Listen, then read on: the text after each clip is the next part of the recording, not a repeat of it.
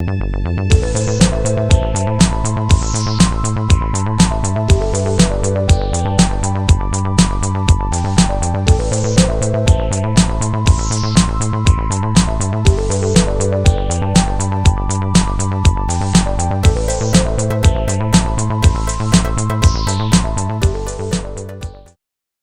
amigos, bienvenidos a mi espacio, soy David Parcerisa. Hoy os traigo un caso de abducción de los más documentados del mundo y además ocurrido aquí en España. Aunque casi todos los casos sabemos que, se dan más a conocer en Estados Unidos, en esta ocasión creo que vamos a comentar un caso realmente que no tiene nada que envidiarle a cualquier caso estadounidense. Y es el caso de Próspera Muñoz, una mujer que en 1980, gracias a la fortuita lectura de un libro de Antonio Rivera sobre ovnis, empezó a recordar un incidente que habría tenido lugar 30 años atrás. Estaba leyendo un párrafo del libro en donde se estaba describiendo cómo un ovni de aspecto esférico avanzaba a ras de suelo sin causar el menor ruido. Aquella lectura le encendió la chispa de un recuerdo, de una época muy lejana, que ella había visto algo parecido. Próspera cerró los ojos y lo pudo ver, lo pudo recordar. De esa imagen pasó a otra y así sucesivamente fue viendo cómo una serie de luces se filtraban por las rendijas de una ventana. Poco a poco fue recordando, atando cabos. Esa ventana que ella estaba visualizando pertenecía a una casita de campo en la que pasaba largas temporadas con su hermana mayor. Próspera tenía unos 7 años y su hermana unos 12. Un recuerdo iba despertando a otro, hasta que recordó parte de una experiencia, como digo, sucedida 30 años atrás. Concretamente en verano de 1947, en una casa de campo de Jumilla, en Murcia. Estas dos chiquillas estaban solas en la casa cuando Próspera observó por la ventana a un aparato que al principio tomó por un coche. Pero le extrañaron dos cosas. Los coches, en esa época, o menos los que ella veía, eran negros y ese vehículo era blanco. Además no transitaba por el camino, sino campo a través de un viñedo. Se aproximaba a la casa gravitando suavemente por encima de ese viñedo, sin hacer apenas ruido. Esa especie de vehículo se detuvo a poca distancia de la ventana y de él se apearon dos seres de aspecto humanoide. Luego Próspera llamó a su hermana para que observara esos dos individuos. Así, con estas palabras lo expresa Próspera. Dice: los dos hombres entraron por la puerta, vestían ambos un mono blanco, por lo demás nos parecieron completamente normales. Uno de ellos tendría unos 20 y tantos años, alto y delgado. El otro, más bajo y recio, aparentaba unos 45 años. Indudablemente parecía ser el jefe, el que llevaba la voz cantante. Ese mayor tenía el pelo muy negro y pegado al cráneo.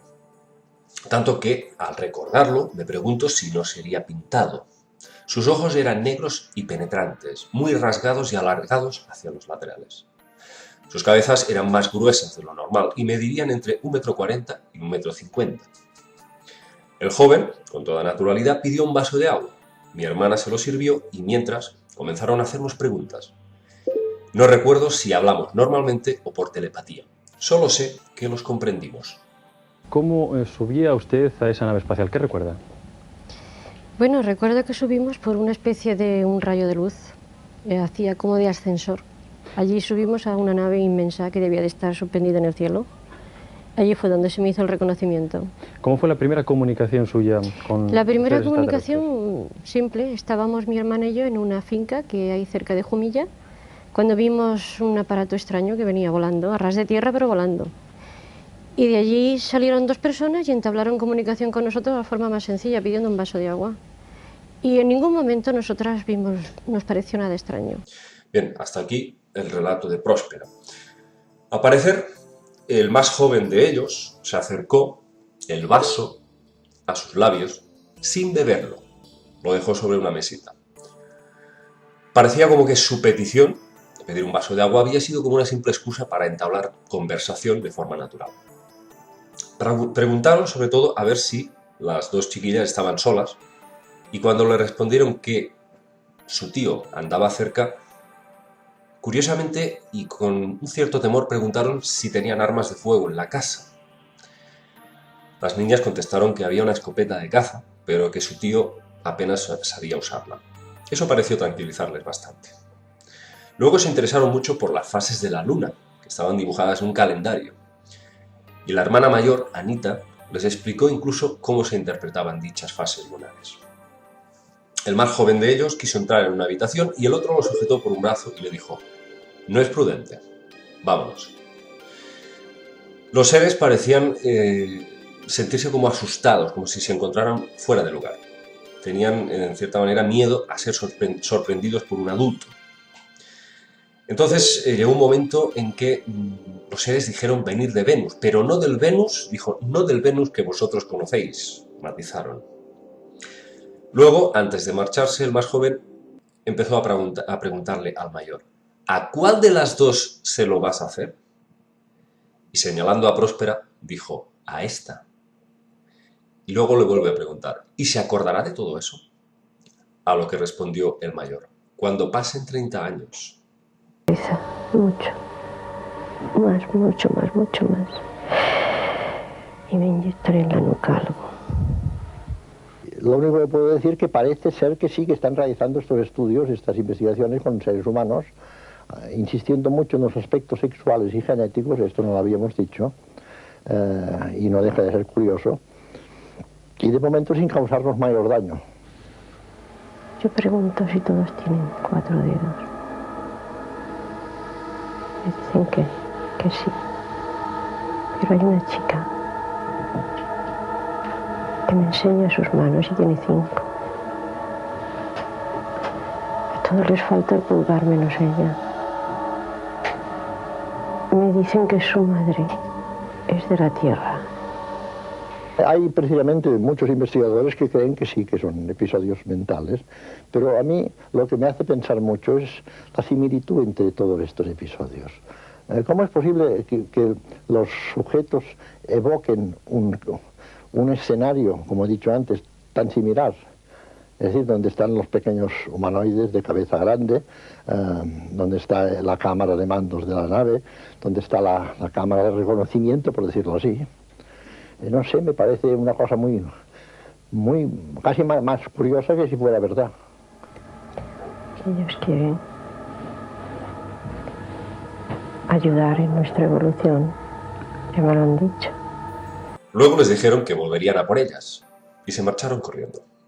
Próspera se apresuraba a arrimarse de nuevo a la ventana para ver ese vehículo tan extraño como se alejaba. Pero su hermana no le dejó. Asustada, solo se limitaba a cerrar las ventanas. De pronto, una luz tremenda que venía de fuera se filtró por las rendijas de la ventana y dejó toda la habitación inundada de luz. Según Próspera, casi perdieron el conocimiento del susto. En ese mismo instante, Próspera recuerda que su tío entraba en la casa con el rostro completamente desencajado de terror. El hombre dijo estar muy asustado por haber visto cómo despegaba un avión por encima del tejado de la casa. Las niñas le contaron al tío la visita de esos dos señores que habían entrado pidiendo un vaso de agua. Entonces este les dijo que debían ser chinos, porque solo así se explicaba que no conocieran ese calendario. El tío de Próspera le increpó al perro mastín que tenían por su pasividad, porque no había ni siquiera ladrado. Estuvo todo el rato petrificado durante la visita de esos dos señores. La siguiente sorpresa fue el hallazgo de un objeto metálico en una de las mesas que había en la estancia y que no se habían percatado hasta ese momento de su presencia. Se trataba de un cilindro de 2 centímetros de diámetro en su base por 5 o 6 de altura. Colgaba de una especie de cadena y en su extremo había algo esférico. Todos dieron por supuesto que esos hombres probablemente debieron dejárselo ahí. Su tío se lo dejó quedar a Próspera y ésta lo guardó en un lugar pues que ella conocía. Pero nunca más fue capaz de recordar dónde lo puso. Y el objeto nunca más pudo ser recuperado. Caída la tarde de ese mismo día, llegó el padre y junto con el tío forzaron la puerta de la despensa, que había quedado misteriosamente atrancada. No había forma de abrirla. Los dos se fueron más tarde al campo, quedando Próspera sola en las afueras de la casa. Mientras jugaban a la pelota, vio cómo se aproximaban dos hombres por el mismo camino por el que antes se había alejado su padre y su tío. Parecían campesinos, llevaban pantalón, chaqueta de pana, pero reconoció a uno de ellos. Era el joven que les había visitado por la mañana. Los hombres llevaban una especie de tubo parecido a una linterna. El mayor de los dos preguntó dónde había tomado tierra el aparato, y el joven le señaló el punto exacto. Así lo narra Próspera. Apuntando con su linterna a la casa, la rodeó toda y al final dijo: «Sí, solo hay aquí». Entonces se dirigió a mí, me pasó el brazo por encima del hombro y empezó diciéndome: «¿Has encontrado esa cosa?». «Sí», le contesté. «¿La has guardado bien?». «Sí», volví a contestar. «¿Cuántas personas dormís aquí?». Le dije que 3, y él siguió preguntando: «¿Dónde dormís?». Se lo dije y él me ordenó: «Esta noche os acostáis los 3 en el dormitorio que da a la parte delantera, y a esta parte de la casa», se refería naturalmente a la despensa, «no entréis para nada». Ese interés de que nadie merodeara cerca de donde aterrizó ese aparato hizo sospechar a Próspera que tendría algo que ver con esa puerta de la despensa que estaba atrancada. Sin duda, ella consideraba que eso era obra de esos seres. Habían atrancado la puerta. Querían como evitar la proximidad a ese punto. Entonces, en este punto podemos sospechar que quizás estaba contaminada esa zona por algún tipo de radiación desconocida. No querían que se vieran afectados. Estos dos hombres se marcharon y, una vez más, en el momento que se fueron, llegaba otra vez el padre y el tío de Próspera. Entonces, las niñas volvieron a contarles que acababan de venir esos dos señores misteriosos. «Hombre, pero otra vez», exclamaron el tío y el padre. El tío se echó a correr detrás de esos hombres para intentar atraparles, pero al rato volvió asustado porque dijo que vio desde lejos cómo se metían dentro de una cosa muy brillante que se elevaba hacia el cielo. El padre riñó a las niñas porque encontró un rastro de cenizas en su campo. Creyó que había sido una pequeña fogata, pero Próspera le aseguraba una y otra vez que aquella estela chamuscada era el rastro por donde había pasado esa máquina volante, pero no la creyeron. Esa misma noche, su padre se marchó como de costumbre a pueblo de Jumilla. La casita estaba a unos 12 kilómetros de dicha población, entre la Jimena y la Amacoya. El tío durmió en el suelo al lado de las niñas, puesto que la puerta de la despensa seguía atascada, por lo que no podía dormir en su cuarto. De pronto, Próspera se despertó y vio por la ventana que varios hombres enfundados con trajes de buzo y cascos la estaban observando. Reconoció a uno. Era el mayor de los dos que habían entrado esa mañana en la casa. Ella le llamaba el jefe. Le dijo que saliera fuera, y ella accedió, pero con ciertas reservas. Pensó que su tío se lo impediría. Sin embargo, el hombre dormía como un lirón, igual que su hermana. Al salir fuera, se encontró con un grupo de hombres y una mujer de pelo negro y liso que las estuvieron guiando de camino hacia una gran luz. Con estas palabras nos detalla Próspera su visita al hombre. «Fui conducida por esa mujer caminando hacia el artefacto que estaba posado en tierra, y ahí me introdujeron dentro. Estuvimos curioseando en su interior. El sitio era circular. Había como un circuito cerrado de televisión que yo antes no había visto nunca. Y por una escalera vertical subimos hasta una cúpula, que se abrió en forma diametral, saliendo un ala que es de lo que estaba formado el aparato, una cúpula con un ala alrededor. Del cielo cayó un rayo de luz y me dijeron que aquel rayo era un ascensor. Por ahí subimos hasta otra nave que debía de ser enorme, estaba suspendida en el aire. Una vez dentro, vinieron varios seres vestidos con batas de médicos. Me pusieron sobre una camilla y me hicieron un examen médico exhaustivo por todas partes. Me tomaron muestras de todo tipo. Terminaron la operación insertándome en el cerebro una microcápsula. Ellos me dijeron que me ponían una laminilla. Me inyectaron por la nuca.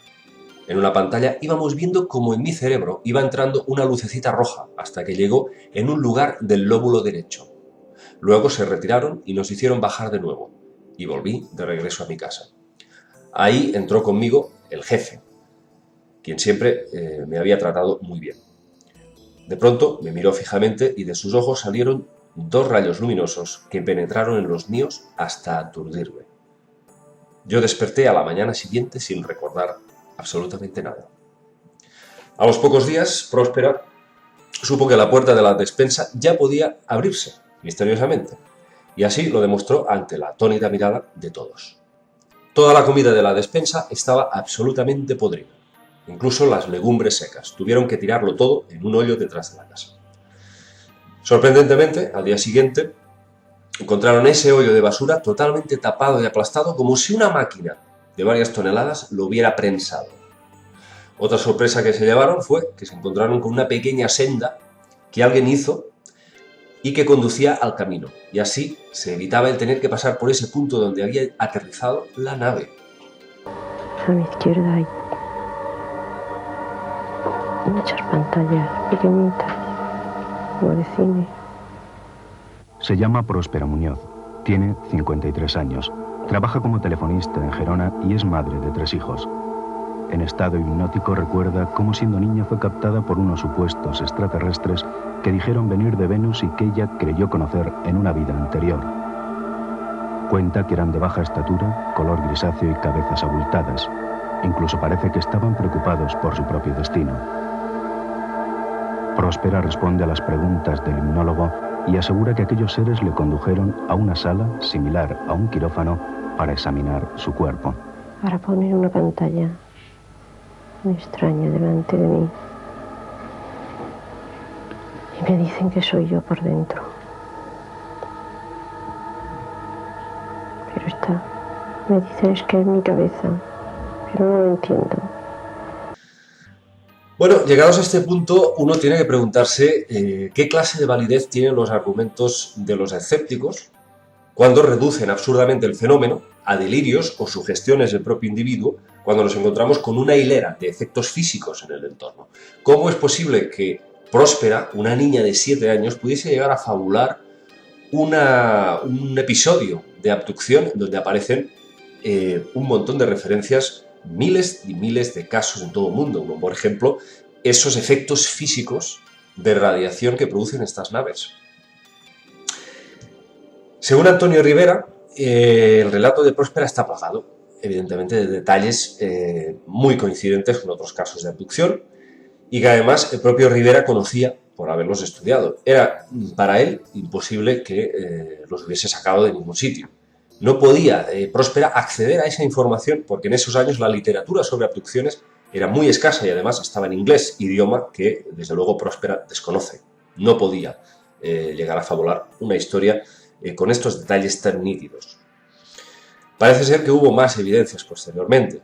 A destacar, según Próspera, según sus palabras, dice: en 1954 nos visitó el nuevo dueño de aquella casita y nos dijo que 2 hombres, que no eran de por ahí, estuvieron preguntando por la niña que daba nombre a la casa, Villa Próspera. También en esas fechas, mi madre me llevó al oculista porque tenía problemas de visión. Este preguntó a mi madre dónde me había quemado la vista. Dijo que la tenía quemada por una radiación. No supimos darle explicación y todo ello quedó como un enigma. Cuando Próspera recordó todo el episodio, contactó con Antonio Rivera y se sometió a una regresión hipnótica a cargo del profesor Francisco Robati, el cual confirmó que contaba la misma historia que en estado de vigilia, sin ningún tipo de contradicción. El examen psicológico reveló que Próspera es una mujer muy inteligente, sencilla, noble y directa, sin ningún tipo de psicopatología. Como dato último a este fascinante caso, quisiera resaltar que Próspera tuvo otros 2 encuentros con estos seres. El primero fue en un bar de Jumilla, del cual era propietario su padre. Al parecer, entraron nuevamente a pedir un vaso de agua 2 señores bajitos que vestían de igual forma. Una larga gabardina con un sombrero muy ajustado al cráneo y unas gafas ahumadas. En otra ocasión, Próspera les vio en Playa de San Juan, en Alicante, cuando entre la multitud de bañistas se paseaban 2 hombres bajitos bien cubiertos por sus gabardinas y dando la nota a todo el mundo. Todo esto confirmaría que Próspera ha sido objeto de un intenso seguimiento durante toda su vida.